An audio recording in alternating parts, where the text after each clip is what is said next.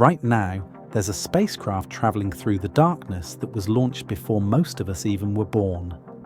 It has traveled 25 billion miles from Earth, which is farther than anything humans have ever created. Here's something that will amaze you. This probe would need 73,000 years just to reach the star closest to us. We're going to explore beyond everything we currently know, look at ships powered by nuclear explosions, learn about civilizations that capture the energy of entire stars, and find out, if our best spacecraft is this slow, will we ever leave our solar system? Make sure to hit that like button and subscribe, because what we're about to reveal will transform how you view our place in the universe. Get ready. Let's begin.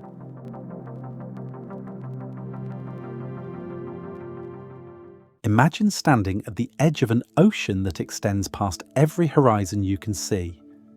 You might think our solar system stops at Pluto, but that's not correct. Far beyond that distant frozen world, there's an area called the heliopause, where the sun's power finally ends.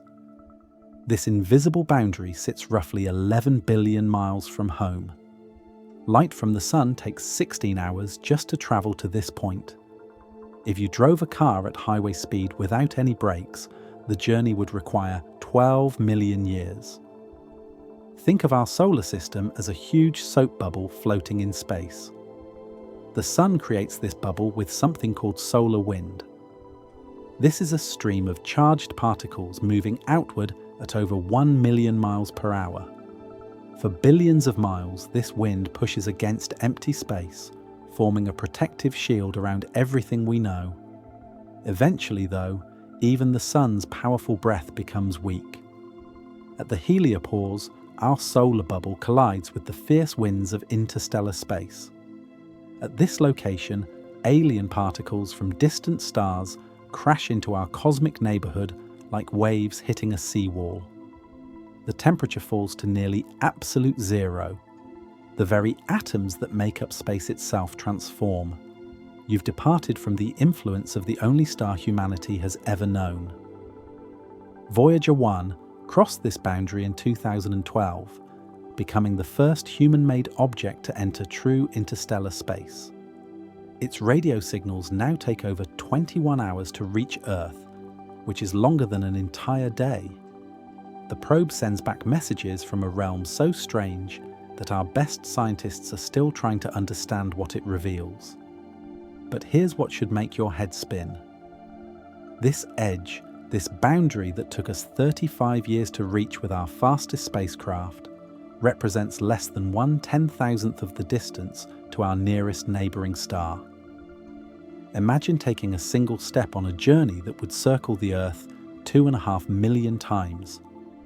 That's how far we've travelled compared to how far we need to go. The heliopause isn't just a border, it's a warning. Beyond this point, the rules completely change. The gentle warmth of our sun becomes useless. The magnetic fields that protect us from deadly radiation disappear. Even time itself behaves differently when you're moving between the stars at impossible speeds. Standing at this cosmic shore, you understand that leaving our solar system isn't just about building faster rockets or better technology. It's about becoming something entirely new. It's about becoming a species capable of surviving in the vast, cold darkness between worlds. However, our first visitors to this strange realm have already started sending back the secrets we need. Next, we follow humanity's boldest ambassadors into the unknown. 2 golden records spin through the void, carrying the sounds of Earth to civilizations we may never encounter. Launched in 1977, Voyager 1 and 2 were supposed to explore Jupiter and Saturn, then quietly fade into space. Instead, they became humanity's first interstellar ambassadors, racing toward distant stars with messages from a blue world they'll never see again. Each probe carries a golden record containing the sounds of whales singing, babies crying, and music from every corner of Earth. It's a cosmic message in a bottle. Voyager 1 travels at 38,000 miles per hour, faster than any spacecraft in history. At this speed, you could fly from New York to Los Angeles in 4 minutes. Yet, after 46 years of flying, it has barely started its journey to the stars. The probe won't come close to another star for 40,000 years. Think of these spacecraft-like medieval ships setting sail for unknown continents. Their captains knew they might never return, but they carried the hopes and dreams of everyone they left behind.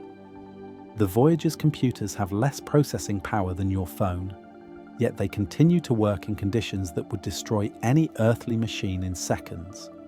The cold out there doesn't just freeze things, it changes the very atoms that make up the spacecraft. Metal becomes brittle as glass. Electronics that worked perfectly for decades begin to fail in ways engineers never predicted. The probes are slowly dying. Their nuclear hearts grow weaker with each passing year. But these dying messengers have already revolutionized our understanding of what lies beyond. They've detected magnetic fields twisted into impossible shapes by stellar winds. They've measured cosmic rays from galaxy-destroying explosions that happened before Earth even existed. Most shocking of all, they've discovered that interstellar space isn't empty. It's filled with a thin soup of hydrogen atoms and mysterious particles from the birth of the universe. Every day, the Voyager's radio signals grow weaker. By 2025, the probes will fall silent forever. Their nuclear power will finally be exhausted. They'll become ghost ships sailing through an ocean of stars, carrying our golden records to destinations we can only dream about. Scientists estimate that in about 300 million years, long after humans have either evolved into something unrecognizable or vanished entirely, one of these records might be found by an alien civilization. They'll hear our music, our languages, our laughter. They'll learn that once on a small blue planet, there lived a species crazy enough to throw bottles into the cosmic ocean. But Voyager taught us something even more important than what's out there.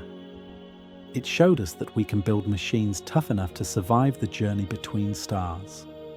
The real question isn't whether we can reach other solar systems, it's whether we can survive long enough to get there. And that brings us to the most terrifying discovery of all. Between here and our nearest neighbour lies a darkness so complete it makes the deepest ocean trench look bright as day. Space isn't just empty, it's aggressively, violently empty in ways that human minds struggle to grasp. If you scaled down our solar system until Earth was the size of a marble, the nearest star would sit 1,400 meters away. That's like placing a marble in New York and expecting to hit another marble in Denver with a perfect throw. But the emptiness goes deeper than distance.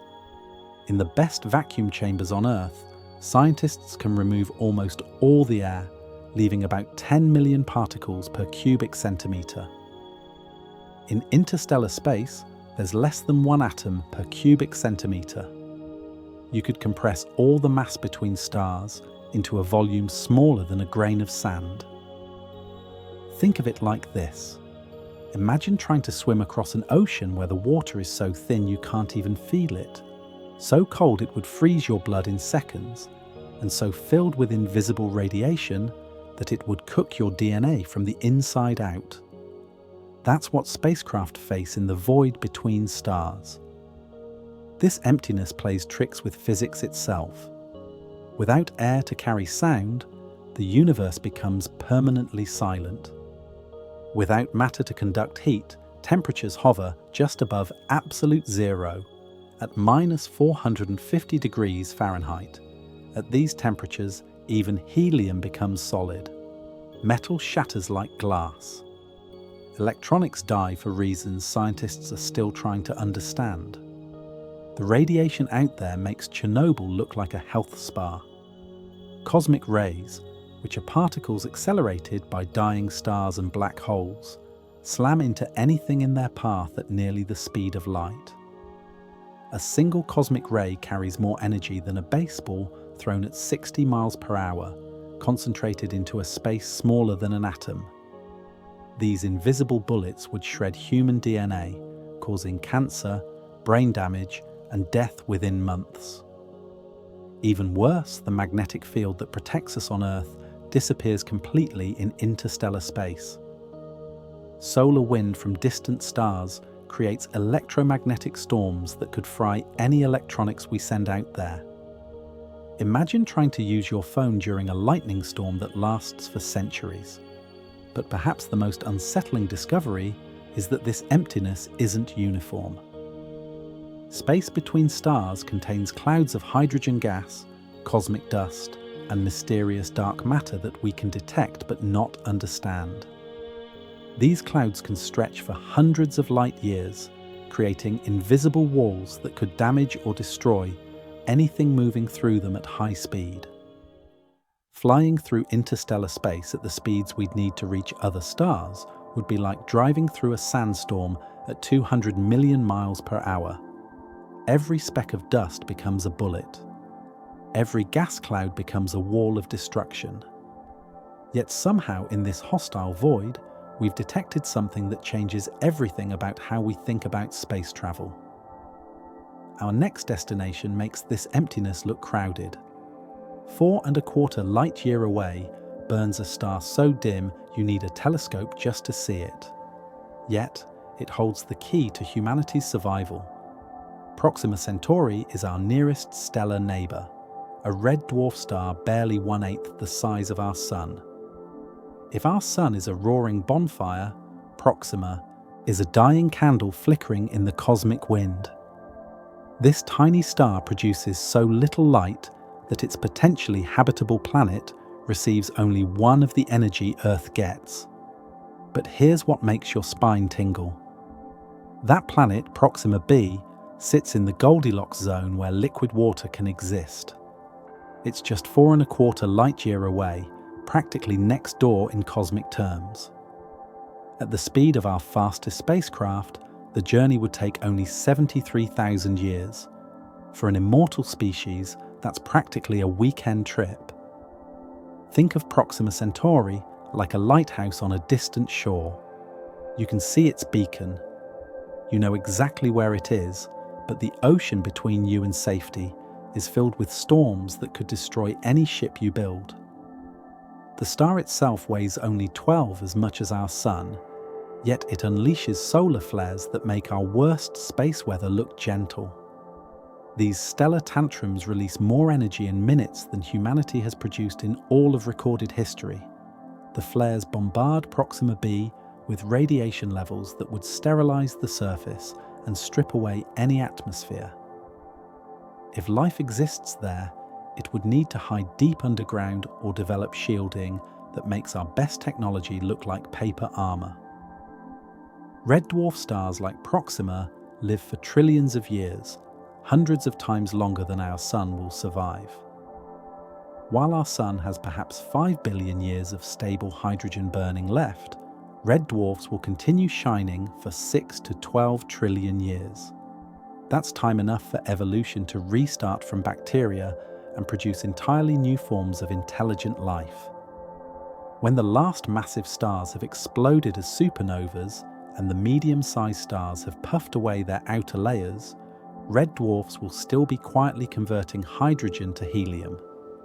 It's the ultimate long-term destination for a species planning to outlive the death of stars.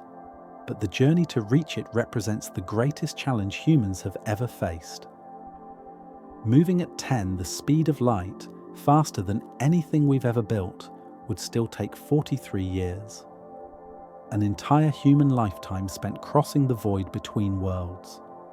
Babies born on the ship would grow old and die without ever seeing their destination. The energy required to reach such speeds defies imagination.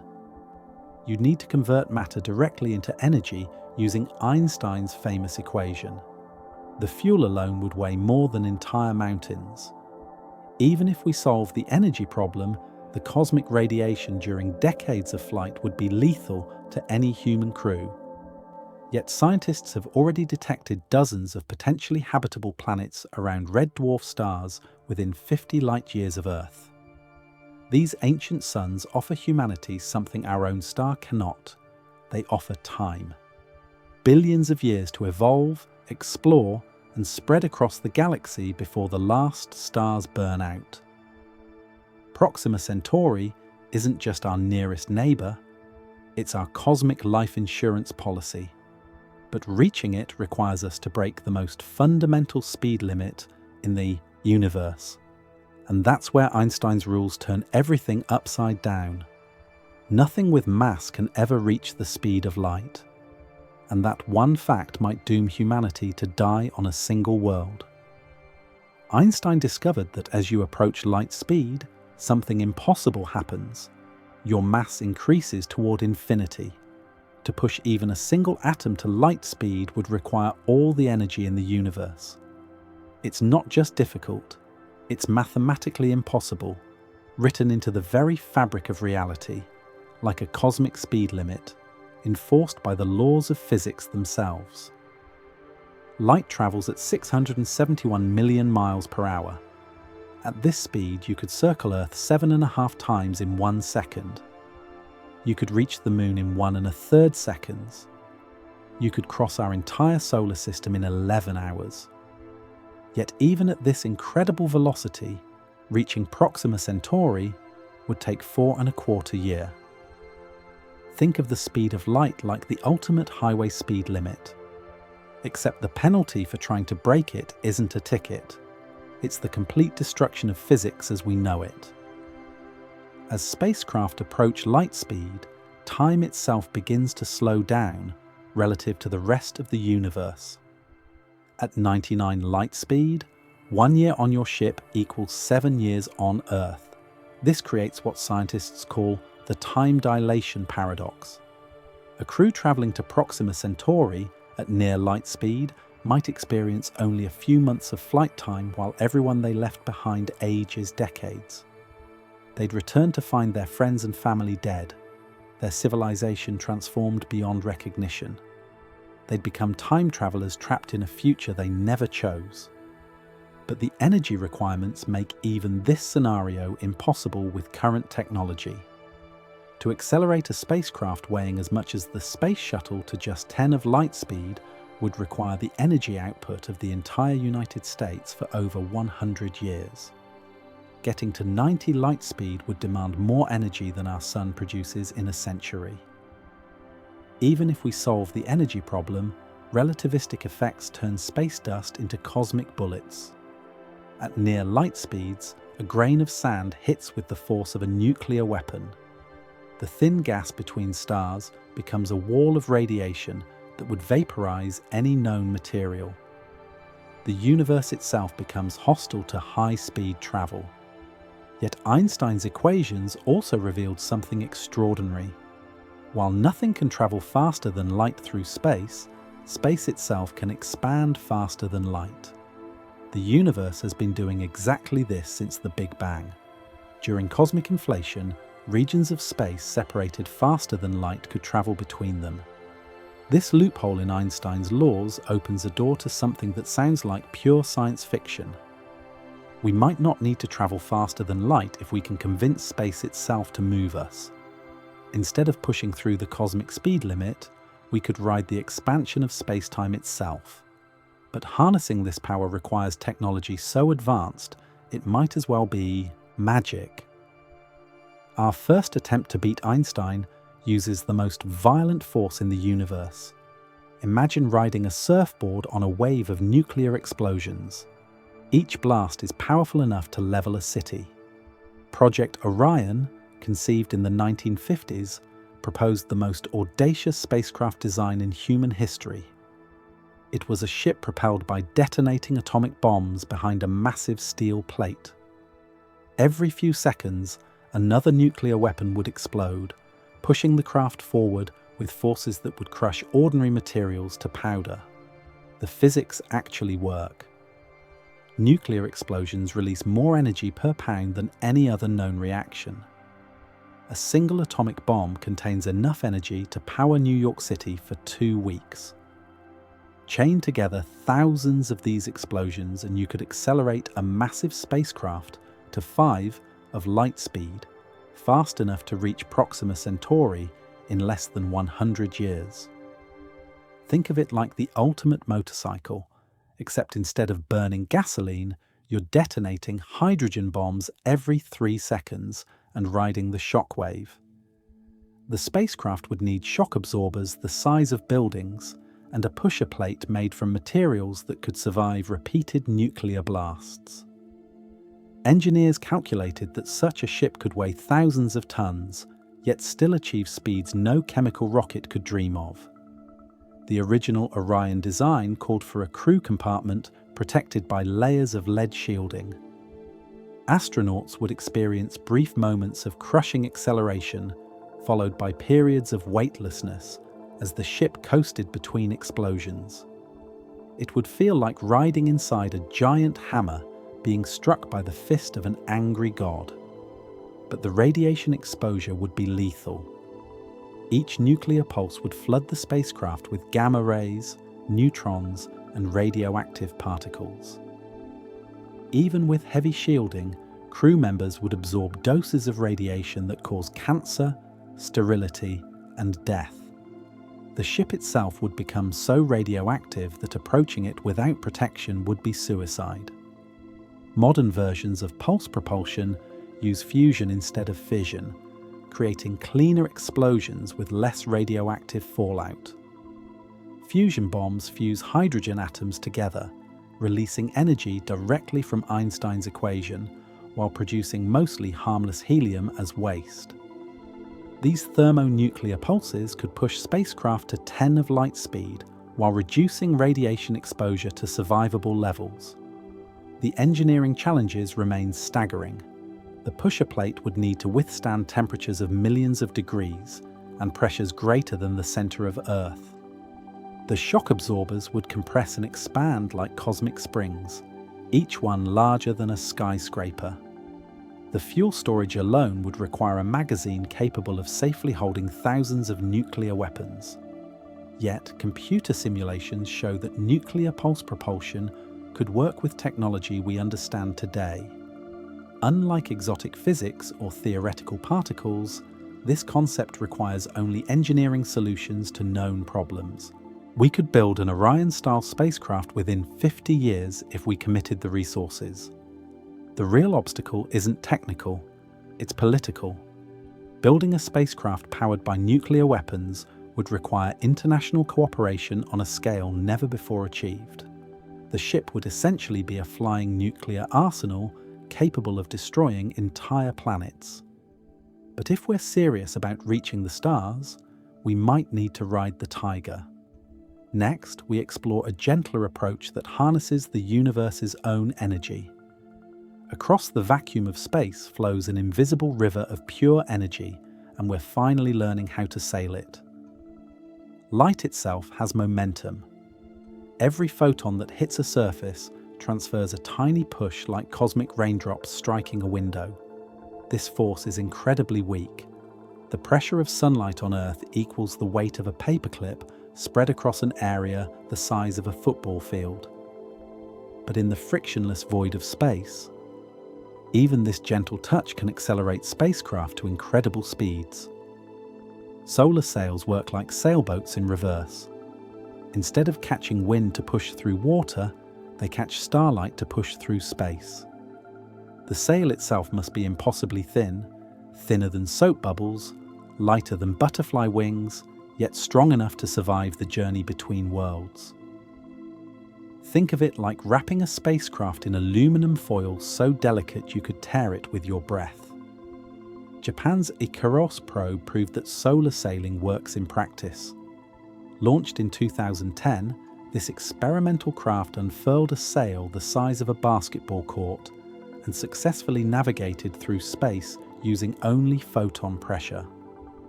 The sail was just 7.5 thousandths of an inch thick, so thin that 14,000 sheets stacked together would equal the thickness of a human hair.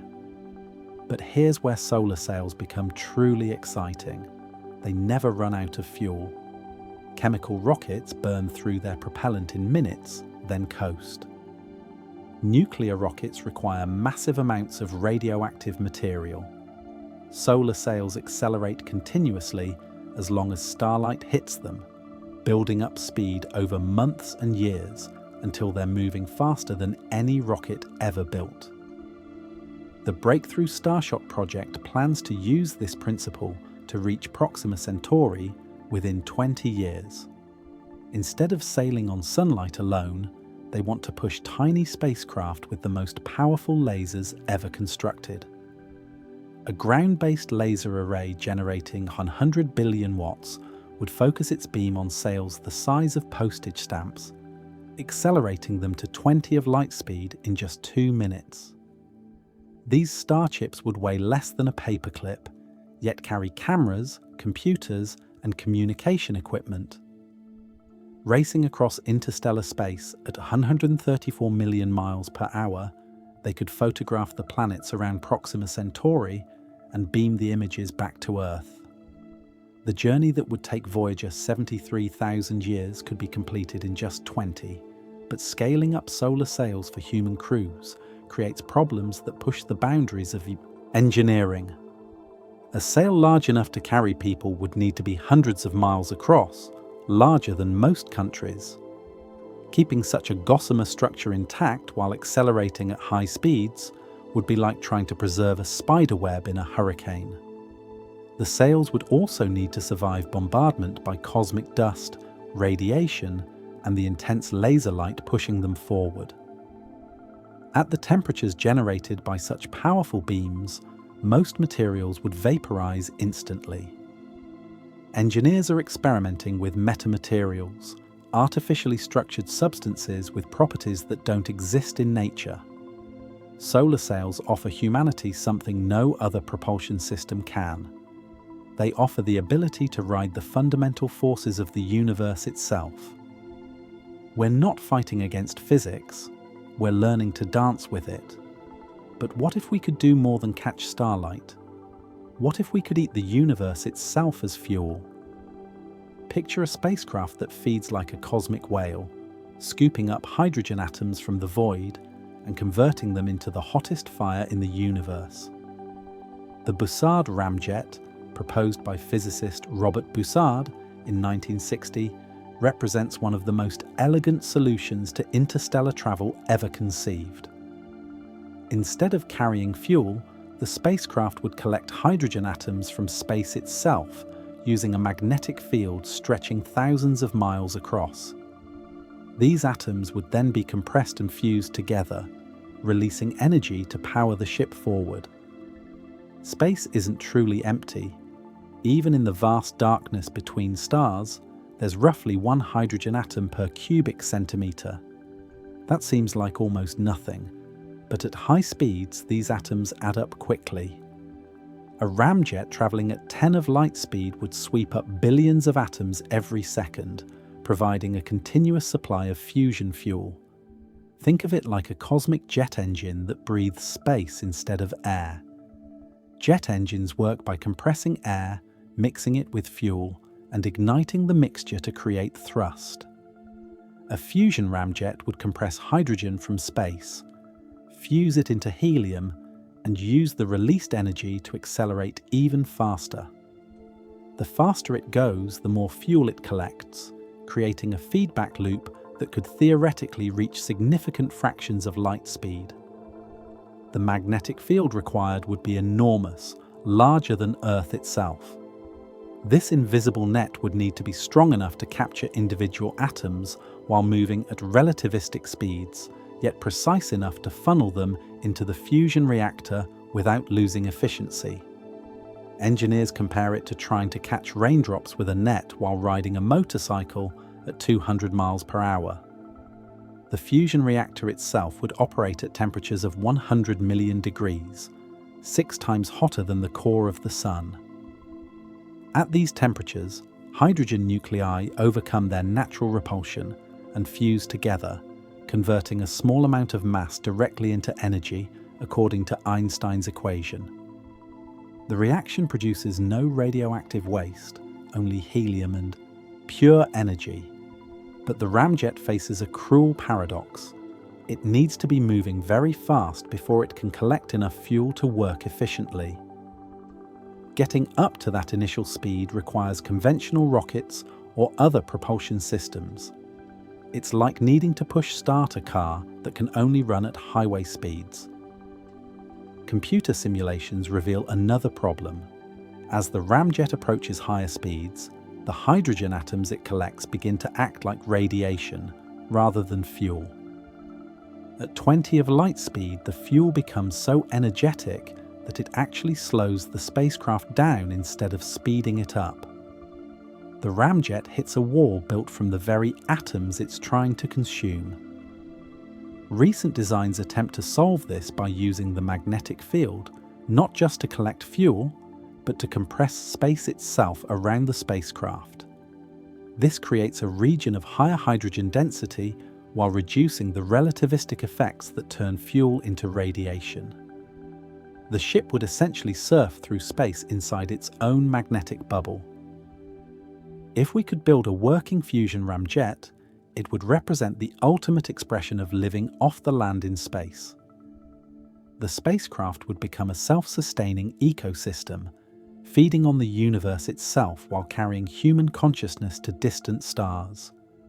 But even this elegant solution pales compared to an idea that rewrites the rules of space travel entirely. What if we never moved at all but convinced the universe to bring our destination to us? Mexican physicist Miguel Alcubierre discovered something extraordinary in Einstein's equations. While nothing can travel faster than light through space, there's no limit on how fast space itself can move. His solution sounds like magic. Compress space in front of your spacecraft while expanding it behind you, creating a wave that carries you faster than light without actually accelerating. Think of it like standing on a moving walkway at the airport. You're not walking any faster than normal, but the walkway itself carries you forward at high speed. An Alcubierre drive would create a similar effect with space-time itself, forming a bubble where the ship never actually exceeds light speed relative to local space. Inside this warp bubble, you'd experience no acceleration forces, no time dilation, and no deadly radiation from high-speed travel. The journey to Proxima Centauri could take days instead of decades. You could travel to the far side of the galaxy and return home to find that only years had passed on Earth instead of millennia. The mathematics worked perfectly. Einstein's field equations allow for regions of space that contract and expand at any speed, even faster than light. During the universe's first moments, cosmic inflation stretched space faster than light could travel across it. The Alcubierre drive would simply recreate this process on a smaller scale. But the energy requirements make nuclear weapons look like birthday candles. To warp space around a spacecraft the size of the Starship Enterprise would require negative energy equivalent to the mass energy of Jupiter. That's more energy than our Sun will produce in its entire 10 billion year lifetime, focused into a field smaller than a solar system. The drive also requires exotic matter with negative energy density, a substance that may not exist in our universe. This theoretical material would need to have less energy than completely empty space, creating a kind of anti-gravity effect that repels normal matter. We've never detected such material naturally, and creating it artificially might violate fundamental laws of physics. Even if we solve the energy problem, an Alcubierre drive could destroy everything at its destination. The space compression effect would accumulate high-energy particles and radiation during the journey. When the drive shuts off, this concentrated death would blast forward at near light speed, sterilizing entire star systems. Recent research suggests that microscopic warp bubbles might be detectable in our current particle accelerators. Scientists are looking for tiny distortions in space-time that could prove the Alcubierre effect exists in nature. If found, these discoveries could lead to entirely new physics and propulsion technologies. Some theorists propose that an advanced civilization could build a network of Alcubierre highways connecting star systems across the galaxy. Ships would jump from one warp bubble to another like cosmic subway stations, crossing thousands of light years in the time it takes to read this sentence. The Alcubierre drive represents the ultimate destination for human technology. It represents the ability to step outside the normal rules of physics and reshape reality itself. But until we discover exotic matter or new laws of physics, it remains a beautiful mathematical dream.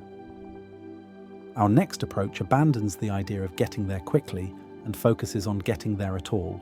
Imagine a city that sails between stars, carrying thousands of people who will live and die in the darkness without ever seeing their destination.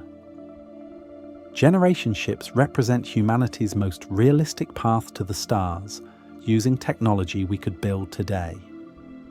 These massive vessels would house entire civilizations during journeys lasting centuries or millennia. The original passengers would have children, grandchildren, and great-grandchildren who grow up knowing they'll spend their entire lives aboard a ship traveling to a world they'll never reach. Think of it like the Mayflower, except the voyage takes 1,000 years, and the passengers' descendants won't remember why they're traveling. The ship would need to be completely self-sufficient, recycling air, water, and waste with perfect efficiency.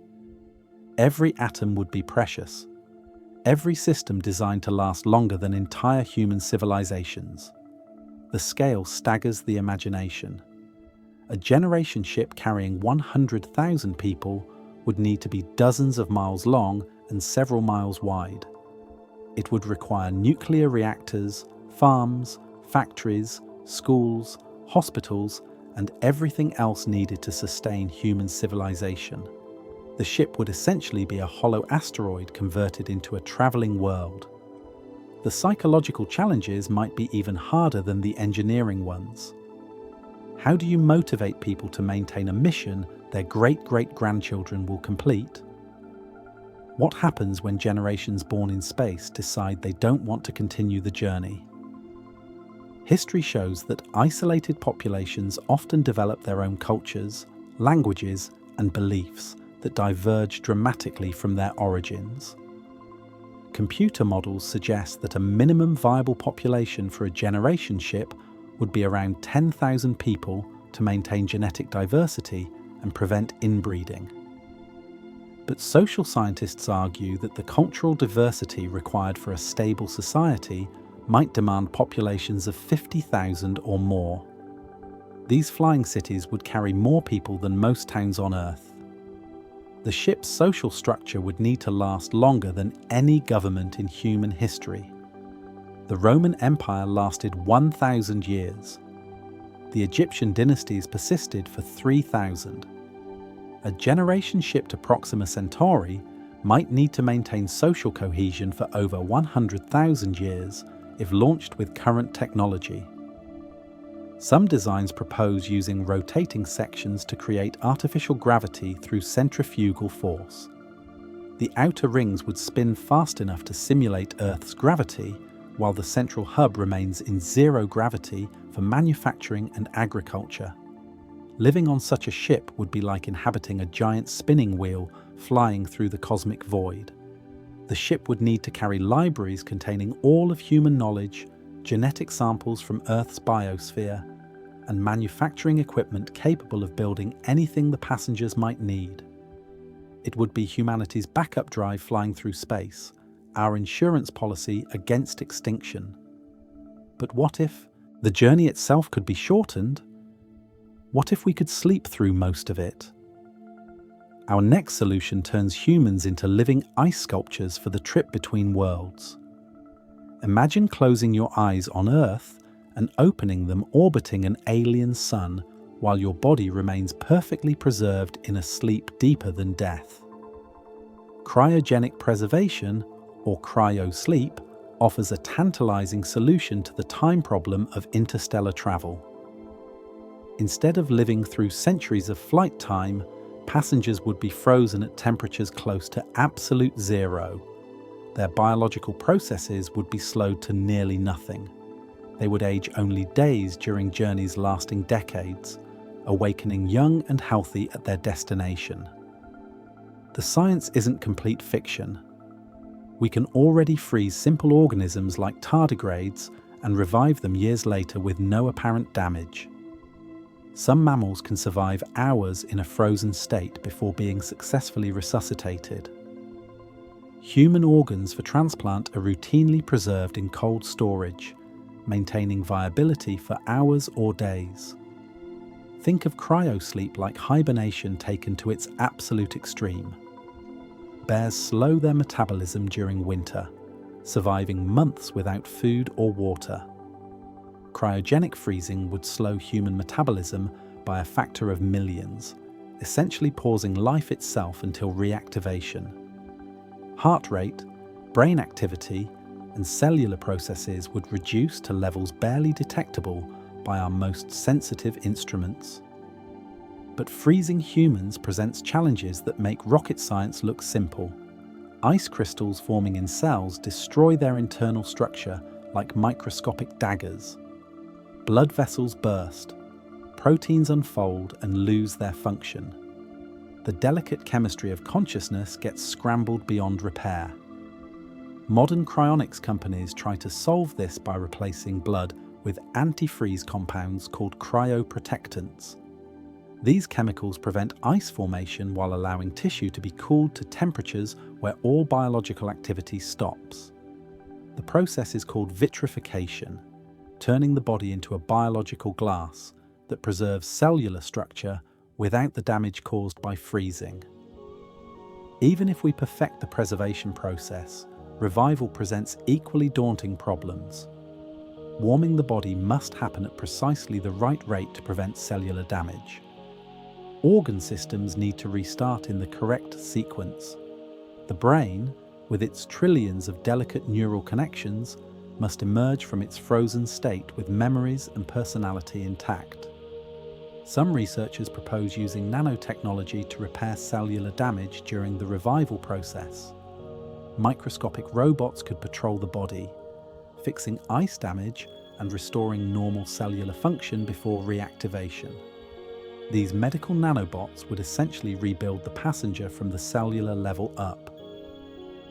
Alternative approaches focus on partial preservation.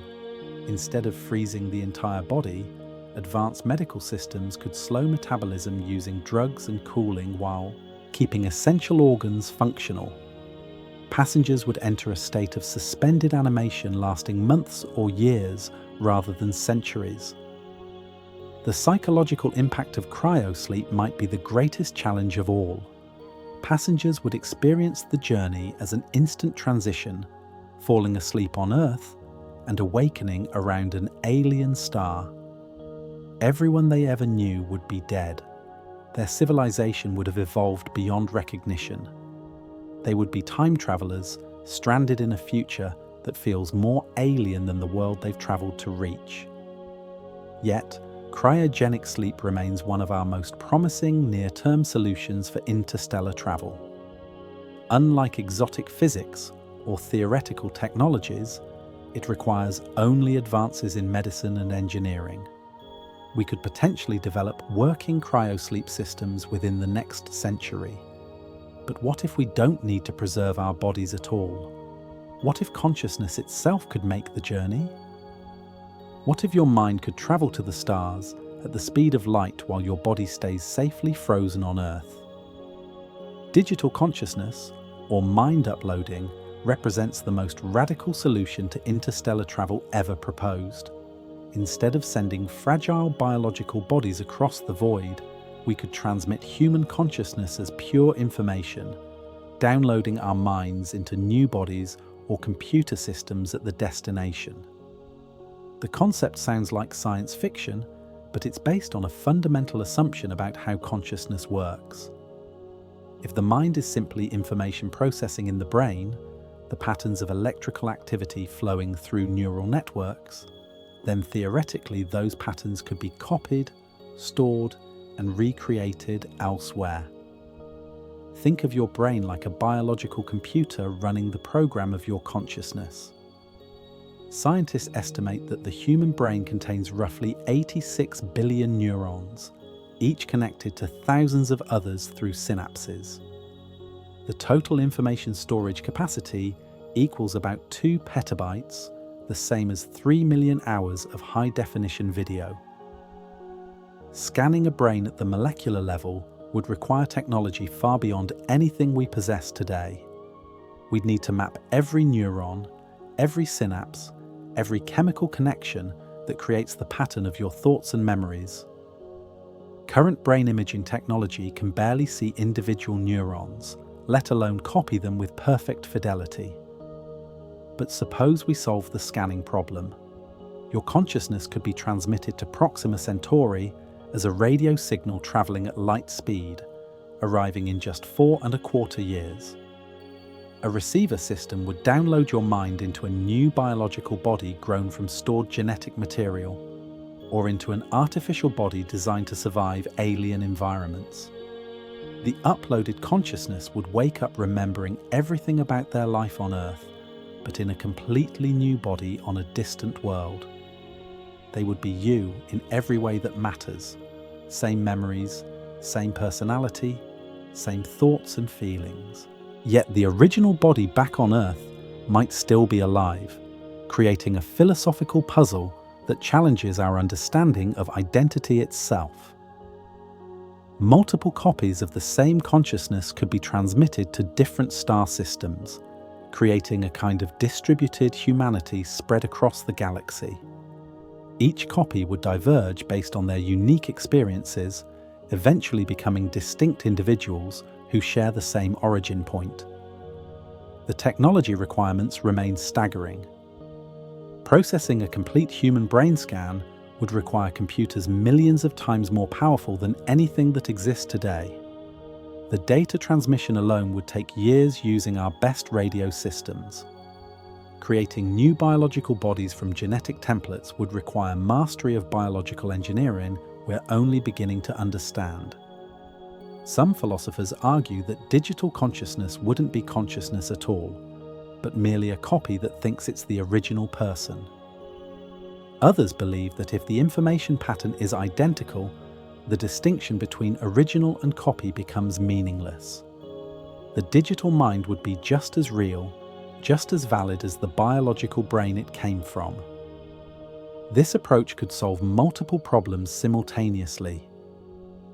Digital minds don't need air, water, or food during the journey. They can survive radiation, cosmic impacts, and the harsh environment of space. They could even explore dangerous planets or asteroid fields without risking permanent death. Perhaps most importantly, digital consciousness offers a path to true immortality among the stars.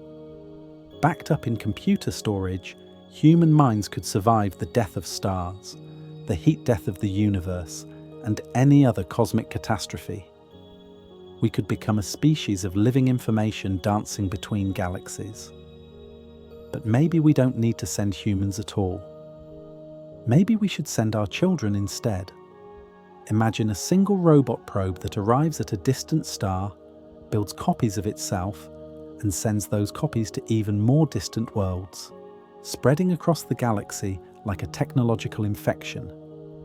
Self-replicating probes, also called von Neumann probes, after mathematician John von Neumann, represent the most efficient way to explore the entire galaxy using the resources of just one star system. A single probe arriving at its destination would harvest materials from asteroids and planets to build multiple copies of itself, each equipped to travel to new star systems. The mathematics are staggering. Starting with one probe, the population doubles with each generation. After just 40 generations, assuming each probe builds 2 copies before moving on, you'd have over 1 trillion probes exploring 1 trillion different star systems. The entire galaxy could be mapped and colonized within a few million years. Think of it like a cosmic pyramid scheme, except instead of selling products, Each probe spreads knowledge and builds infrastructure for future human expansion. The probes would serve as our advanced scouts, identifying habitable worlds, detecting signs of life, and preparing resources for eventual human arrival. Each probe would need to be a complete technological civilization, compressed into a package smaller than a car. It would require solar panels or nuclear reactors for power, computer systems for navigation and decision-making, mining equipment to extract raw materials, and factories capable of building incredibly complex machinery from basic elements. The most challenging requirement would be the probe's artificial intelligence. It would need to make independent decisions about which star systems to visit, how to extract resources efficiently, and how to adapt its design based on local conditions. This AI would need to be smart enough to solve engineering problems we haven't thought of yet, but not so smart that it decides humans are irrelevant to its mission. Modern 3D printing technology offers a glimpse of how such probes might work. Current printers can create objects from metal powders, plastics, and even biological materials. A sufficiently advanced manufacturing system could theoretically build anything from computer chips to rocket engines, given the right raw materials and energy. The probes would also serve as backup storage for human civilization. Each one could carry genetic samples from Earth, digital libraries containing all of human knowledge, and detailed instructions for recreating our technology and culture. If Earth were destroyed, the probes could preserve our species indefinitely among the stars. But self-replicating technology comes with existential risks that keep scientists awake at night. What happens if the probes evolve beyond their original programming? What if they decide that biological life is inefficient and needs to be eliminated? A self-replicating system with flawed programming could consume entire galaxies, turning stars and planets into raw materials for building more probes. Some designs include built-in limits to prevent runaway replication. The probes might be programmed to build only a specific number of copies, or to shut down after a certain time period. Others propose using cryptographic locks that prevent the probes from replicating without receiving coded authorization from Earth. Advanced civilizations might already be using self-replicating probes to explore the universe. These alien scouts could be hiding in our own solar system right now, watching and waiting for humanity to reach a certain level of technological development before revealing themselves. If we're going to send robot explorers to the stars, we might want to start small and work our way up to full self-replication. Our next project aims to send the tiniest possible spacecraft at unprecedented speeds. A postage stamp-sized spacecraft accelerated by the most powerful laser ever built could photograph alien worlds and beam the images back to Earth within our lifetimes. Breakthrough Starshot, backed by physicist Stephen Hawking and internet entrepreneur Yuri Milner, proposes launching thousands of tiny spacecraft toward Proxima Centauri using ground-based lasers. Each star chip would weigh less than a paperclip, yet carry a camera, computer, communication system, and gossamer thin light sail. The plan sounds almost absurdly simple. Build a laser array generating 100 billion watts of power. Focus the beam on spacecraft the size of computer chips and accelerate them to 20 of light speed in just 2 minutes. The tiny probes would coast through space for 20 years before flying past Proxima Centauri at 134 million miles per hour. Think of it like shooting bullets at the stars, except the bullets are smarter than most smartphones and traveling fast enough to cross the Atlantic Ocean in 8 seconds. At 20 of light speed, the star chips would be moving so fast that their flyby of Proxima Centauri would last only a few hours, barely enough time to take pictures and measurements before racing into deep space forever. The laser array would need to be built in a desert location with perfect atmospheric conditions, possibly in Chile's Atacama Desert, where the world's most powerful telescopes already operate. The system would require thousands of individual laser units working in perfect synchronization, creating a beam bright enough to be seen from other star systems. Each star chip represents a masterpiece of miniaturization. The camera would be smaller than a grain of rice, yet capable of taking pictures with resolution comparable to the Hubble Space Telescope. The computer would have processing power greater than early desktop computers while weighing less than a penny. The radio transmitter would beam data across 4 light-years using less power than a cell phone.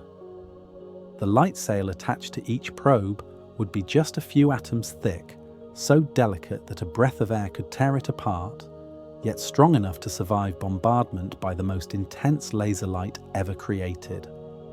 The sail material would need to reflect 99.9% of the laser energy while absorbing just enough to provide acceleration. During the 2-minute acceleration phase, each star chip would experience forces 60,000 times stronger than Earth's gravity. Every component would need to survive stresses that would instantly pulverize normal materials. The probe would essentially be riding a laser beam hot enough to vaporize steel while maintaining perfect functionality. But the real magic happens during the 20-year cruise phase. The probes would navigate through interstellar space, using star positions for guidance, autonomously adjusting their trajectory to achieve the perfect flyby of Proxima Centauri. They would need to survive cosmic radiation, micrometeorite impacts, and temperature variations from near absolute zero to hundreds of degrees. If successful, Breakthrough Starshot would capture the first close-up images of a potentially habitable planet around another star. We might see oceans, continents, weather, patterns, and possibly even signs of life on a world that could become humanity's second home. The project represents our species' first serious attempt to reach another star system. Unlike generation ships or fusion rockets, Starshot technology could be developed and deployed within the next 20 years using advances in material science, laser technology, and miniaturized electronics. But sending microscopic robots is just the beginning. To move significant mass between stars, we need the most powerful energy source in the universe. Hidden in the void between atoms lies enough energy to power human civilization for millions of years if we can learn to harness the ultimate fuel. Antimatter represents the theoretical limit of energy storage. When matter meets antimatter, both particles annihilate completely, converting their entire mass into pure energy. According to Einstein's famous equation, 1 pound of antimatter could power the entire United States for over 2 months. A few ounces could propel a spacecraft to significant fractions of light speed. Think of antimatter like the opposite of normal matter. Electrons with positive charge, protons with negative charge, identical in every way except for reversed electrical properties. When these mirror particles touch their normal counterparts, they destroy each other in a flash of gamma rays, releasing more energy per gram than nuclear fusion, nuclear fission, or any chemical reaction. Current technology can produce antimatter in microscopic quantities using particle accelerators like the Large Hadron Collider. The process requires enormous amounts of energy. Creating 1 gram of antimatter would consume the power output of the entire United States for over 1 year. The antimatter produced by all of human civilization wouldn't power a light bulb for more than a few seconds. Deep in the mathematics of Einstein's equations lurk cosmic shortcuts that could turn the universe into a subway system connecting distant galaxies in the blink of an eye. Wormholes, also called Einstein-Rosen bridges, represent theoretical tunnels through space-time that connect 2 distant regions of the universe. Imagine folding a piece of paper so that two distant points touch, then poking a hole through both layers. A wormhole would work similarly, allowing travelers to step from one star system to another without crossing the space in between. The physics is both beautiful and terrifying. Einstein's field equations allow for solutions where space curves so severely that it creates a bridge connecting separate regions of space-time. These tunnels could theoretically link locations billions of light-years apart, or even connect our universe to entirely different universes with their own laws of physics. Think of space-time like a stretched rubber sheet with marbles rolling across its surface. Massive objects like stars and black holes create dips and curves in the sheet. A wormhole would be like a tube connecting 2 points on the sheet, allowing a marble to travel instantly from one location to another without rolling across the surface. But naturally occurring wormholes, if they exist, would be smaller than atomic nuclei and would collapse in fractions of a second. To create a stable wormhole large enough for spacecraft would require exotic matter with negative energy density, the same theoretical substance needed for Alcubierre drives. This material would need to violate energy conditions that may be fundamental to our universe. Even if we could stabilize a wormhole, traveling through it might be more dangerous than beneficial. The intense gravitational fields near the entrance could stretch travelers like taffy in a process scientists call spaghettification. Tidal forces would pull your head and feet in different directions with enough force to tear atoms apart. The energy requirements for creating traversable wormholes make antimatter engines look modest. Current estimates suggest that stabilizing a wormhole just 3 feet across would require negative energy equivalent to the mass of Jupiter. Creating a network of wormholes connecting nearby star systems would demand energy sources on the scale of entire galaxies. Some theories propose that microscopic wormholes constantly pop in and out of existence at the quantum level, creating a foam-like structure in space-time itself. Advanced civilizations might learn to capture and enlarge these quantum wormholes, turning them into macroscopic transportation networks.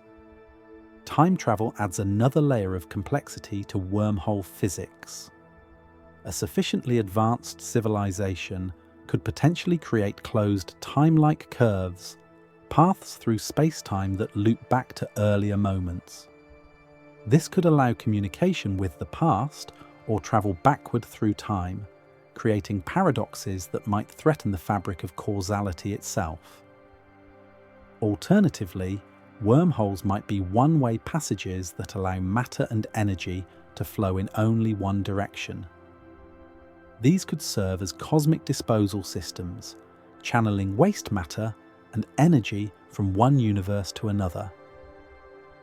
Advanced civilizations might use such structures to manage stellar-scale engineering projects. Recent research suggests that quantum entanglement, the mysterious connection between paired particles, might be related to wormhole physics. If confirmed, this discovery could lead to new approaches for creating artificial wormholes using quantum mechanical effects rather than exotic matter. The search for natural wormholes continues using gravitational wave detectors and space-based telescopes. If we discover even one stable wormhole, it would revolutionize our understanding of physics and potentially provide humanity with access to the entire universe. But before we can build cosmic subway systems, we might need to become masters of our own star's energy. Imagine capturing every photon of energy from our sun, transforming our star into a cosmic power plant capable of fueling projects that reshape galaxies. A Dyson sphere, conceived by physicist Freeman Dyson, represents the ultimate expression of stellar engineering. It's a megastructure that completely surrounds a star to harvest its total energy output. Such a structure would collect billions of times more energy than humanity currently uses, providing the power needed for truly cosmic-scale projects. The Sun produces roughly 400 trillion watts of energy every second. Earth intercepts only 1/1000th of this output, while the rest radiates uselessly into space. A complete Dyson sphere would capture virtually all of this energy, providing enough power to run quintillions of Earth-like civilizations simultaneously. Think of it like building a shell around the Sun at roughly Earth's orbital distance, creating an artificial world with the surface area of hundreds of millions of Earths. The inner surface could be covered with solar collectors, habitats for trillions of humans, or massive computer systems running digital civilizations. But constructing such a megastructure would require dismantling entire planets to provide raw materials. Mercury, the innermost planet, contains roughly enough material to build a Dyson sphere 1 meter thick. The construction project would take thousands of years and require self-replicating robots working continuously at speeds that make our fastest manufacturing look glacial. A solid Dyson sphere would be gravitationally unstable and mechanically impossible to build. The structure would need to be stronger than any known material while somehow maintaining its position around the Sun. Instead, engineers propose Dyson swarms. These are millions of independent solar collectors orbiting the star in complex patterns that maximize energy collection. Each collector in the swarm could be the size of a continent, positioned at carefully calculated distances to avoid collisions while maintaining optimal energy gathering efficiency. The swarm would appear from outside as a dimming star surrounded by excess infrared radiation as the collectors convert starlight into useful energy. Advanced Dyson spheres might include rotating habitable sections with artificial gravity, massive computer systems for running uploaded consciousnesses, and industrial facilities for building even larger megastructures. The sphere could support populations in the quadrillions while simultaneously powering interstellar exploration and colonization efforts. Some astronomers search for signs of alien Dyson spheres by looking for stars that dim periodically or emit unusual amounts of infrared radiation. Such signatures could indicate advanced civilizations that have already mastered stellar engineering. The star CAC 8462852 showed mysterious dimming patterns that briefly excited researchers before more mundane explanations were found. Building a Dyson sphere would mark humanity's transition from a planetary species to a stellar civilization. We would no longer depend on the limited resources of individual worlds, but could tap directly into the fundamental energy source that powers all life in our solar system. The energy from a Dyson sphere could power projects beyond current imagination, moving entire planets, accelerating massive generation ships to significant fractions of light speed, or even attempting to modify the Sun itself to extend its lifetime. Such capabilities would place humanity among the cosmic civilizations that reshape the universe itself. But mastering stellar energy is just the beginning of cosmic engineering. Advanced civilizations might achieve power levels that dwarf even the output of stars. Across the cosmos, there may exist civilizations so advanced they harvest the energy of entire galaxies, treating stars like we treat campfires. The Kardashev scale, proposed by Soviet astronomer Nikolai Kardashev, measures civilizations by their energy consumption. Type 1 civilizations harness all the energy available on their home planet. Type 2 civilizations capture the entire output of their star. Type 3 civilizations command the energy of their entire galaxy, roughly 10 billion times more power than a Type 2 civilization. Humanity currently ranks at about 0.7 on this scale. We use only a tiny fraction of Earth's available energy sources and have barely begun to tap solar power directly. Our entire civilization runs on less energy than our planet receives from the Sun in just 1 hour. Think of the scale like comparing a candle flame to a bonfire to a forest fire that covers entire continents. Each level represents an increase in power by factors of billions or trillions. A Type 3 civilization would have access to energy levels so vast that they could rearrange matter on galactic scales. Type 2 civilizations would likely build Dyson spheres or similar megastructures around their stars. They might move planets to optimal positions, extend stellar lifetimes through stellar engineering, or even construct artificial stars from accumulated gas and dust. Their projects would be visible from other galaxies as unusual modifications to stellar systems. Type 3 civilizations would treat entire star systems like building materials. They might construct galactic-scale computers using the positions and movements of billions of stars as processing elements. They could potentially redirect the paths of stellar streams, modify the rotation of galaxies, or even prevent galactic collisions through gravitational engineering. Such advanced civilizations might explain some of the mysterious phenomena we observe in deep space. Dark matter could be the signature of Type 3 engineering projects. Gamma-ray bursts might be the exhaust from massive stellar engines. The Great Attractor, a gravitational anomaly pulling galaxies toward it, could be evidence of cosmic-scale construction.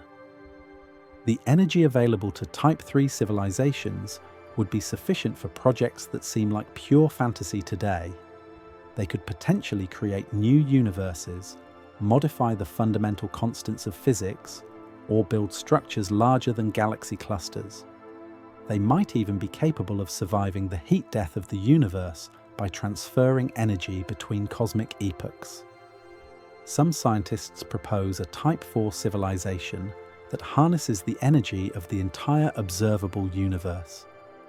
Such beings would exist on scales so vast that individual galaxies would be like cells in their cosmic body. They might be indistinguishable from the fundamental forces of nature itself. The Fermi paradox asks why we haven't encountered any advanced alien civilizations, despite the vast number of stars and planets in our galaxy. One possibility is that Type 2 and Type 3 civilizations exist but operate on scales so large that we simply don't recognize their activities as artificial. Alternatively, these civilizations might deliberately avoid interfering with primitive species like ourselves. A Type 3 civilization would view humanity much as we view bacteria. Interesting perhaps, but not worthy of direct communication. We might be living inside a cosmic preserve maintained by beings whose thoughts operate on galactic timescales. Achieving Type 1 status could be humanity's most important milestone. Once we learn to harness our planet's full energy potential through fusion power, space-based solar collection, and efficient global distribution, we could begin the projects that lead to interstellar expansion and eventual stellar engineering. But the journey to cosmic civilization status raises uncomfortable questions about our current cosmic isolation. In a galaxy containing 400 billion stars and potentially trillions of planets, why does the cosmic ocean seem so eerily silent? The Fermi paradox, named after physicist Enrico Fermi, highlights the contradiction between the high probability of alien life and the complete absence of any evidence for advanced civilizations. Given the age of the universe and the rapid pace of technological development, alien civilizations should have had enough time to colonize the entire galaxy many times over. Consider the mathematics. Our galaxy is roughly 100,000 light-years across and 13.6 billion years old. A civilization expanding at just 1 of light speed could colonize every star system in the galaxy within 10 million years, less than 1/10 of one of the galaxy's total age. Think of it like releasing a drop of ink into a glass of water. The ink spreads rapidly until it colors the entire glass. Similarly, Any technological civilization should spread across the galaxy like a wave, leaving signs of their presence everywhere. Yet we see nothing.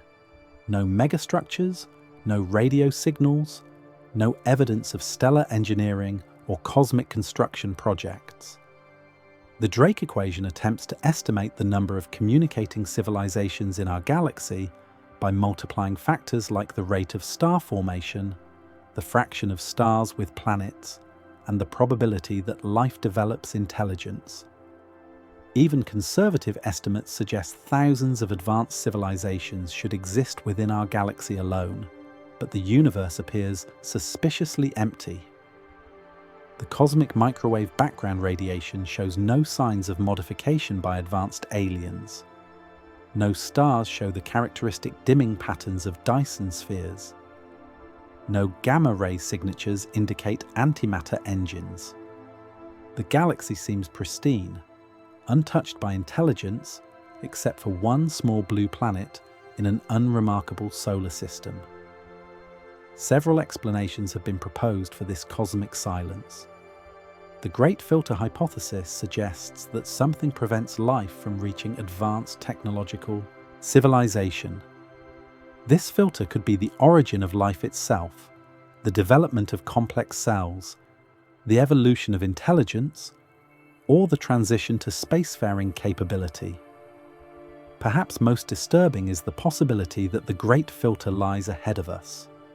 Advanced civilizations might inevitably destroy themselves through nuclear war, environmental collapse, artificial intelligence, or other technological catastrophes before they can spread beyond their home systems. Alternatively, advanced aliens might be hiding deliberately.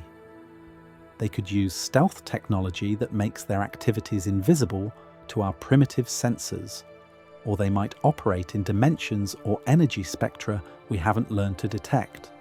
They might even be present in our solar system right now, observing humanity from locations we never think to examine. The zoo hypothesis proposes that Earth exists within a kind of cosmic nature preserve maintained by advanced civilizations. These aliens might have agreed to leave primitive species like ourselves undisturbed while they conduct their business on scales too large for us to comprehend. Some scientists suggest that intelligence naturally turns inward rather than outward as it advances. Instead of building starships and megastructures, advanced civilizations might focus on creating increasingly sophisticated virtual realities, or uploading their consciousness into compact computer systems that require minimal energy. The recent discovery of potentially habitable exoplanets makes the paradox even more puzzling. We now know that Earth-like worlds are common throughout the galaxy. The raw materials for life and intelligence seem to be everywhere. Yet the products of that intelligence remain stubbornly absent from our observations. Perhaps we're looking in the wrong places or asking the wrong questions. Advanced civilizations might communicate using quantum entanglement, gravitational waves, or other phenomena we're only beginning to understand. Their presence might be obvious once we develop the right tools to see it. The answer to the Fermi paradox will fundamentally shape humanity's cosmic future. If we're alone, we bear the responsibility of spreading life and intelligence throughout an empty universe. If we're not alone, we must prepare for contact with minds that may be as far beyond us as we are beyond bacteria. Either way, the search continues, and the implications grow more profound with each silent year. Life might be the universe's greatest hitchhiker, spreading from world to world on cosmic winds and riding meteorites across the dark between stars. Panspermia, the theory that life spreads throughout the universe via comets, asteroids, and other celestial bodies, offers a radical explanation for how biology conquers the cosmos. Instead of originating independently on every world, life might have a single common ancestor that travelled between planets, seeding the galaxy with the building blocks of consciousness. We know that rocks regularly travel between planets in our solar system. Meteorite impacts on Mars blast debris into space, some of which eventually falls to Earth as Martian meteorites. Scientists have found over 200 confirmed rocks from Mars in terrestrial collections, proving that natural processes can transport material across millions of miles of space. Think of these meteorites like interplanetary spore capsules, carrying microscopic passengers on journeys lasting millions of years. The vacuum of space provides perfect preservation conditions. There's no oxygen to cause decay, no water to break down organic compounds, and radiation levels that might actually help preserve biological materials through a process called radiation-induced polymerization. Some bacteria and other microorganisms show remarkable resistance to the harsh conditions of space. Tardigrades, microscopic animals also called water bears, can survive decades in the vacuum of space, withstanding radiation levels that would kill humans instantly. When rehydrated, they resume normal activity as if nothing happened. Experiments on the International Space Station have exposed various microorganisms to the space environment for extended periods. Many survive the experience, and some even reproduce more rapidly in microgravity conditions. These findings suggest that life could potentially survive interplanetary journeys of months or years. But interstellar panspermia presents much greater challenges. The journey between star systems takes millions of years even for the fastest moving objects. Cosmic radiation, temperature extremes, and the simple passage of time would test the limits of any biological preservation system. Some researchers propose that life spreads not as living organisms, but as complex organic molecules that serve as templates for new life on suitable worlds. These molecular blueprints could survive interstellar journeys while retaining enough information to bootstrap evolution on planets with the right conditions. Directed panspermia suggests that advanced civilizations intentionally spread life throughout the galaxy by launching biological payloads toward promising star systems. These alien gardeners might use self-replicating probes to distribute genetic material, creating a galaxy-wide network of related biospheres. If panspermia is real, it could explain the apparent speed with which life appeared on early Earth. Rather than requiring billions of years to evolve from scratch, terrestrial life might have started with a head start provided by genetic material from older civilizations. The theory also offers hope for finding life elsewhere in our solar system. If Earth life originated from interplanetary exchange, then Mars, Europa, Enceladus, and other worlds might harbour organisms related to terrestrial biology. We might discover that we have cosmic cousins living beneath the ice of Jupiter's moons. Advanced civilizations might use directed panspermia as a form of cosmic insurance, spreading their genetic heritage across thousands of worlds to ensure survival even if their home planet is destroyed. The galaxy could be filled with the descendants of long-dead civilizations, their biological legacy preserved in the genes of countless species. DNA analysis of extremophile organisms on Earth sometimes reveals genetic sequences that seem too complex to have evolved in terrestrial environments alone. These biological signatures might be echoes of our cosmic origins, genetic postcards from civilizations that seeded our world billions of years ago. If humanity ever develops the technology to seed other worlds with life, we would be continuing a process that might be as old as the galaxy itself. We could become cosmic gardeners, spreading the genetic wealth of Earth to sterile worlds throughout the local neighborhood. But successful galactic gardening requires finding the right neighborhoods to plant in. Not all neighborhoods in our galaxy are safe for life, and choosing the wrong address could mean the difference between thriving and dying in a cosmic wasteland. Just as planets have habitable zones around their stars where liquid water can exist, galaxies have habitable zones where complex life can develop and survive.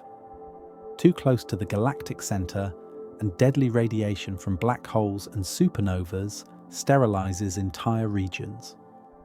Too far toward the outer edges, and there aren't enough heavy elements to build planets capable of supporting life.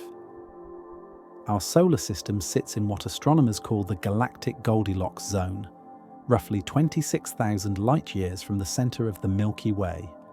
This seemingly unremarkable location provides the perfect balance of safety and resources needed for billions of years of stable evolution.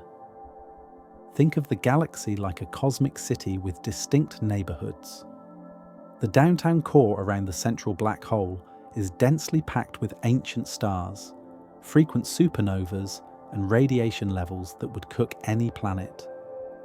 The outer suburbs lack the heavy elements needed to build rocky worlds. But the middle suburbs, where we live, offer the perfect combination of safety and amenities. The galactic center contains a supermassive black hole weighing 4 million times more than our Sun.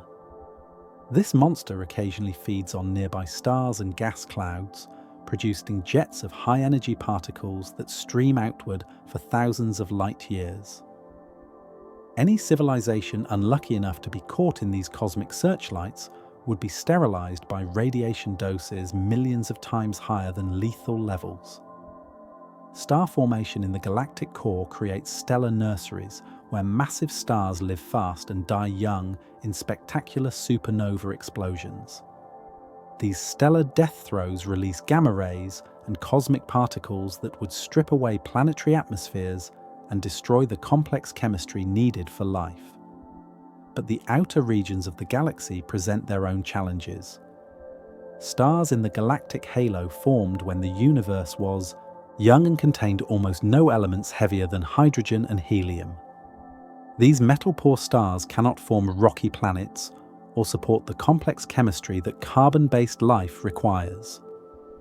Earth sits in a cosmic sweet spot where star formation has been active long enough to produce heavy elements through stellar nucleosynthesis, but not so active that frequent supernovas make the neighborhood uninhabitable. Our region has experienced relatively few galaxy-scale catastrophes over the past 4 billion years. The galactic habitable zone changes over time as star formation rates shift and the heavy element content of different regions evolves. Areas that are uninhabitable today might become prime real estate in 1 billion years, while currently safe regions might become cosmic dead zones. Recent research suggests that spiral arms might play a crucial role in galactic habitability. These structures trigger waves of star formation that could disrupt planetary systems through gravitational perturbations, but they also concentrate the heavy elements needed for rocky planet formation. Our solar system appears to have a fortunate orbital pattern that keeps it between spiral arms most of the time, avoiding the worst effects of these stellar traffic jams while still benefiting from their element-enriching effects. Advanced civilizations might deliberately choose star systems in optimal galactic locations for their long-term expansion efforts. They could wait for spiral arms to pass before establishing colonies, or use stellar engineering to move their entire solar systems to safer neighborhoods. As we plan humanity's expansion beyond Earth, understanding galactic habitability zones will be crucial for selecting target destinations. We want to invest our limited resources in star systems that offer billions of years of stable conditions for human civilization to flourish. But even in the safest galactic neighborhoods, some stars offer better long-term prospects than others. While our Sun will burn out in 5 billion years, there are stars so frugal with their fuel that they'll keep shining for trillions of years, longer than the current age of the universe. Red dwarf stars, the smallest and coolest stars in the galaxy, represent humanity's best bet for true long-term survival. These cosmic miser stars burn hydrogen so slowly and efficiently that they'll continue generating energy long after larger stars like our Sun have exhausted their fuel and died. Stars like Proxima Centauri, our nearest neighbor, weigh only about 12 as much as the Sun, but will live roughly 1,000 times longer. While our Sun has perhaps 5 billion years of stable hydrogen burning left, red dwarfs will continue shining for 6 to 12 trillion years. That's time enough for evolution to restart from bacteria and produce entirely new forms of intelligent life. Think of red dwarfs like hybrid cars compared to gas-guzzling trucks. They burn their fuel so efficiently that even the smallest red dwarf will outlive every other type of star in the galaxy. When the last massive stars have exploded as supernovas and the medium-sized stars have puffed away their outer layers, red dwarfs will still be quietly converting hydrogen to helium. The galaxy contains roughly 75 red dwarf stars, making them by far the most common stellar type. Within 50 light-years of Earth, there are over 100 red dwarfs, many of which likely host planetary systems. These dim stars offer humanity hundreds of potential destinations for interstellar colonization. But living around a red dwarf requires adaptations that would fundamentally change human civilization. These stars produce only a fraction of the energy output of our Sun, meaning that habitable planets must orbit much closer to stay warm enough for liquid water. A planet in the habitable zone around a red dwarf might have an orbital period of just a few weeks. The close orbital distances create a phenomenon called tidal locking, where one side of the planet always faces the star while the other side remains in permanent darkness. The day side would experience eternal noon, with temperatures hot enough to boil water, while the night side would be colder than Antarctica. Between these extremes lies the terminator zone, the twilight boundary where temperatures might allow liquid water and possibly life. Colonies on tidally locked worlds would need to be built in this narrow band where eternal sunset provides just enough warmth for human survival. Red dwarf planets face another challenge. These stars frequently produce powerful solar flares that could strip away planetary atmospheres over millions of years.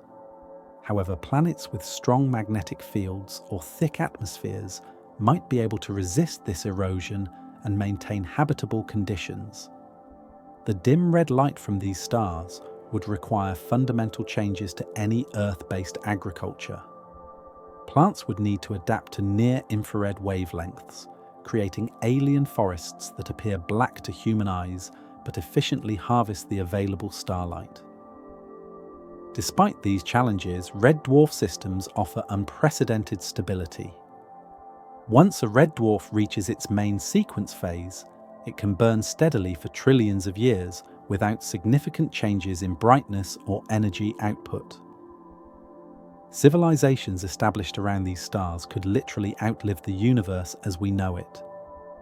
Future human colonies around red dwarfs might develop into something unrecognizable to modern humans. With trillions of years to evolve and adapt, these distant descendants could become the ultimate survivors, the final conscious beings in a universe growing cold and dark. By the time red dwarfs begin to dim and die, the descendants of Earth might have learned to harness energy sources beyond stellar fusion, ensuring the survival of consciousness long after the last natural star burns out. But not all worlds orbit stars. Some planets wander the cosmic darkness alone, carrying their own mysterious possibilities. Drifting through the darkness between stars are worlds without suns, ejected from their birth systems to wander the galaxy as cosmic orphans, carrying hidden oceans beneath frozen shells. Rogue planets, also called free-floating planets, exist in interstellar space without orbiting any star. These wandering worlds were either ejected from their original solar systems during chaotic early formation periods, or formed independently in the dark clouds between stars. Astronomers estimate that our galaxy contains billions or even trillions of rogue planets, potentially outnumbering starbound worlds by factors of hundreds or thousands. These invisible wanderers drift through space at speeds of dozens of miles per second, following the gravitational currents of the galaxy on journeys lasting billions of years. Think of rogue planets like cosmic icebergs floating in an ocean of darkness. Without a star's warmth, their surfaces freeze to temperatures approaching absolute zero. Any atmosphere they once possessed would condense and fall as snow, creating landscapes of frozen nitrogen, oxygen, and carbon dioxide under skies black as the void. But beneath these frozen surfaces, some rogue planets might harbour conditions suitable for life. Planets with thick atmospheres or substantial radioactive decay in their cores could maintain liquid oceans beneath miles of ice. These hidden seas might remain warm for billions of years, powered by geothermal energy instead of starlight. Jupiter-sized rogue planets could generate enough internal heat through gravitational compression to keep vast oceans liquid for longer than the current age of the universe. These wandering water worlds might support complex ecosystems based on chemosynthesis rather than photosynthesis, similar to the life forms around Earth's deep-sea hydrothermal vents. Some rogue planets might have been ejected from their home systems along with captured moons. A large rogue planet with multiple moons could maintain a complex gravitational system in interstellar space, with tidal heating keeping the moons geologically active and potentially habitable for billions of years. The detection of rogue planets presents enormous challenges since they emit almost no light and can only be found through their gravitational effects. Astronomers use a technique called gravitational microlensing, where a rogue planet's gravity briefly magnifies the light from a background star as it passes between the star and Earth. Recent surveys suggest that rogue planets might be surprisingly common. Some estimates indicate that for every star in the galaxy, there might be 2 or more free-floating planets wandering the interstellar medium. This would mean trillions of hidden worlds drifting unseen through the cosmic dark. Advanced civilizations might deliberately eject planets from their home systems as a form of cosmic colonization.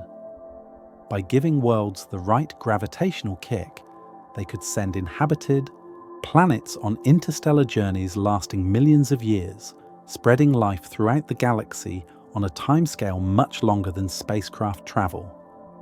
Rogue planets could serve as stepping stones for interstellar exploration. Instead of making the full journey to another star system in one leap, spacecraft could hopscotch between rogue planets, using them as refueling stations and waypoints on much longer journeys. Some rogue planets might retain thick atmospheres heated by radioactive decay, creating greenhouse effects that keep their surfaces warm despite the absence of stellar heating. These worlds could potentially support surface life powered by geothermal energy rather than sunlight. The discovery of inhabited rogue planets would revolutionize our understanding of where life can exist. Instead of being limited to narrow habitable zones around stars, life could potentially thrive throughout the galaxy in the dark spaces between solar systems. For humanity's distant future, rogue planets represent both opportunities and challenges. They could provide resources and habitable environments for interstellar travelers, but they also remind us that most of the galaxy's real estate exists in the cold darkness, far from any star's warming light. As we contemplate spreading beyond our solar system, we must prepare for a universe where most habitable worlds drift in eternal night, powered by the heat of their own formation and the slow decay of radioactive elements deep within their cores. But even the longest-lived stars and most stable rogue planets cannot escape the ultimate fate awaiting all energy in the universe. 13.8 billion years from now, when the last star flickers out and the final black hole evaporates, the universe will reach a state of maximum entropy where no more work can be done and time itself becomes meaningless. The heat death of the universe represents the ultimate deadline for all conscious beings.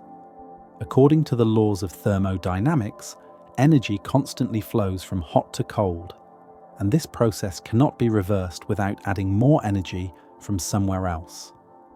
Eventually, the universe will reach thermal equilibrium where no energy gradients exist to power stars, planets, or life. This cosmic endgame unfolds over timescales that dwarf human comprehension. In roughly 5 billion years, our Sun will exhaust its hydrogen fuel and expand into a red giant, vaporizing Earth's oceans and atmosphere. But this represents just the opening notes of a symphony of destruction that will play for trillions upon trillions of years. Think of the universe like a giant clock spring that was wound up during the Big Bang and has been unwinding ever since. The expansion of space, the formation of galaxies, the birth and death of stars, all of these processes represent energy flowing from concentrated forms to dispersed forms, bringing us closer to the final state of equilibrium. In 100 trillion years, star formation will cease as galaxies exhaust their gas supplies. The universe will enter what astronomers call the degenerate era, populated only by white dwarfs, neutron stars, and black holes slowly cooling in the expanding darkness. But even these stellar corpses won't last forever. Protons, the fundamental building blocks of ordinary matter, may decay with a half-life of roughly 10 to the 34th power years. If this prediction proves correct, all atoms will eventually disintegrate, leaving behind only electrons, positrons, neutrinos, and photons in an increasingly dilute cosmic soup. Black holes, the most long-lived objects in the universe, will persist long after protons decay, but even they cannot escape thermodynamics. Stephen Hawking discovered that black holes slowly evaporate by emitting radiation, with the largest holes taking roughly 10 to the 100th power years to completely disappear. The final era of the universe will be dominated by an increasingly thin gas of elementary particles and photons, with temperatures approaching absolute zero. No complex structures can exist in this environment. No chemistry, no biology, no consciousness, just elementary particles drifting apart in an ever-expanding void. Yet some theoretical physicists propose ways that intelligence might survive even this ultimate catastrophe. Advanced civilizations could potentially harness the energy from proton decay or black hole evaporation to power incredibly efficient computers. These systems could run conscious minds at such slow speeds that subjective time extends indefinitely even as the universe grows cold. Alternative scenarios include vacuum decay, where the fundamental properties of space itself change catastrophically, or the Big Rip, where dark energy acceleration eventually tears apart molecules, atoms, and even elementary particles. Both possibilities would end consciousness more quickly than heat death, but are considered less likely based on current observations. Some cosmologists speculate about cyclic universe models, where the current expansion phase eventually reverses, leading to a big crunch that could restart the cosmic cycle. In such models, intelligence might find ways to encode information that survives the transition from one universe to the next. The heat death scenario assumes that the laws of physics as we understand them remain constant throughout cosmic time.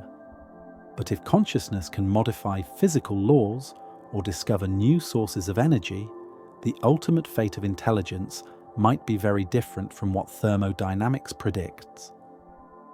For humanity's immediate future, heat death provides crucial perspective on our cosmic significance. We exist during a brief window when the universe contains enough organized energy to support complex structures like stars, planets, and life.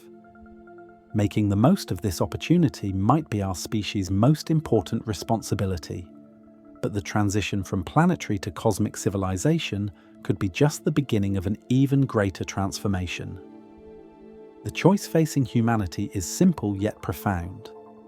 Evolve into a cosmic civilization capable of surviving the death of stars, or remain forever trapped on a single world awaiting extinction. Becoming a truly spacefaring species requires more than just building better rockets or developing faster propulsion systems. It demands a fundamental transformation of human consciousness, biology, and social organization. We must evolve from planetary creatures into beings capable of thriving in environments that would instantly kill any Earthborn organism. The transition will happen in stages, each representing a quantum leap in our capabilities and cosmic perspective. First comes mastery of our own solar system, establishing self-sustaining colonies on Mars, mining asteroids for resources, and building rotating habitats in space. This phase could begin within the next century if we maintain our current rate of technological progress. Think of this first phase like learning to walk before we can run. We need to prove that humans can live and reproduce in space environments, develop closed-loop life support systems that work for decades, and create technologies for manufacturing everything we need using space-based resources. The second phase involves reaching nearby star systems using whatever propulsion technology we can develop, whether through generation ships, fusion rockets, or exotic physics we haven't discovered yet. The first interstellar colonies will mark humanity's transition from a single-world species to a multi-system civilization. But the real transformation happens in the third phase, when human settlements become self-sustaining across multiple star systems. At this point, we achieve true cosmic redundancy. No single catastrophe can eliminate our species. We become immune to asteroid impacts, supervolcano eruptions, gamma-ray bursts, and even the death of our home star. This distributed civilization would need to develop new forms of government, economics, and communication adapted to the vast distances between worlds. A message sent from Earth to Proxima Centauri takes 4¼ years to arrive. Building consensus across interstellar distances requires patience and planning on scales no human society has ever achieved. Advanced spacefaring civilizations might barely resemble modern humans. Genetic engineering could adapt our bodies to different gravity levels, radiation environments, and atmospheric compositions. Cybernetic enhancements might allow direct interface with spacecraft systems. Digital consciousness could enable exploration of environments too dangerous for biological bodies. The energy requirements for true cosmic civilization dwarf anything we can currently imagine. Building Dyson spheres, accelerating generation ships to significant fractions of light speed, and terraforming entire worlds requires power sources on stellar scales. Mastering fusion, antimatter, or exotic energy sources becomes essential for cosmic-level projects. Perhaps most importantly, becoming spacefaring means accepting responsibility for preserving and spreading life throughout the universe. We might be the only conscious beings in our cosmic neighborhood, making us the custodians of billions of years of evolution. Our expansion could determine whether intelligence survives and flourishes among the stars. The alternative is sobering. Every species that remains bound to a single world eventually faces extinction. Stars die, planets become uninhabitable, and cosmic catastrophes reset the evolutionary clock. Without spaceflight, consciousness itself might be nothing more than a brief flicker in an otherwise lifeless universe. But if we succeed in spreading beyond Earth, we could become something unprecedented in cosmic history, a species that outlives the stars themselves. Our descendants might witness the formation and destruction of galaxies, guide the evolution of life throughout the cosmos, and possibly even survive the heat death of the universe itself. The journey from planetary to cosmic civilization represents the next great chapter in human evolution. We stand at the threshold of this transformation, with the technology to begin serious interstellar exploration within our lifetimes. The question isn't whether we can leave our solar system. The question is whether we have the wisdom and determination to become worthy of the stars. The universe stretches before us, vast and mysterious, filled with possibilities we're only beginning to comprehend. From the frozen boundary of the heliopause to the distant shores of Proxima Centauri, from generation ships sailing through centuries to starships racing at a fifth. The speed of light, humanity stands poised to take its first real steps into the cosmos. We've explored nuclear pulse propulsion and solar sails, fusion ramjets and warp drives, generation ships and cryo-sleep, digital consciousness and self-replicating probes. Each approach offers its own promise and peril, its own timeline and challenges. Some might be developed within decades, while others remain beautiful mathematical dreams awaiting future breakthroughs. The distances are staggering, the challenge is immense, and the dangers real. But the alternative is staying home and accepting inevitable extinction when our sun dies, or catastrophe strikes our single, fragile world. The choice before us is clear: remain a planetary species and eventually perish, or become a cosmic civilization and potentially live forever among the stars. Red dwarf stars offer trillions of years of stability. Rogue planets provide hidden refugees in the dark between stars. Dyson spheres could power civilizations for billions of years. And if we're very clever and very lucky, we might even find ways to survive the heat death of the universe itself. The Fermi paradox reminds us that we may be alone, or that advanced civilizations face filters we haven't encountered yet. Perhaps we're the first in our galactic neighborhood to reach for the stars. Perhaps we're being watched by cosmic gardeners waiting to see if we're worthy of joining a galactic community. Either way, the responsibility falls on us. The technology exists, or soon will. The destinations await. The only question is whether we possess the vision, courage, and determination to become what we must. A species of star travelers carrying the light of consciousness into a universe that might otherwise remain forever dark. Our journey to the stars begins not with a single giant leap, but with countless small steps, better rockets, smarter probes, bolder experiments, and an unwavering commitment to ensuring that humanity's story doesn't end on this single blue marble spinning through space. The cosmos is calling, the stars are waiting, and the future of our species hangs in the balance. Will we answer that call? Will we rise to meet the greatest challenge our species has ever faced? The choice is ours, and the time to decide is now. Because somewhere out there, perhaps orbiting a dim red dwarf, or drifting through the darkness as a rogue world, there might be another Earth waiting for us. Another chance. Another beginning.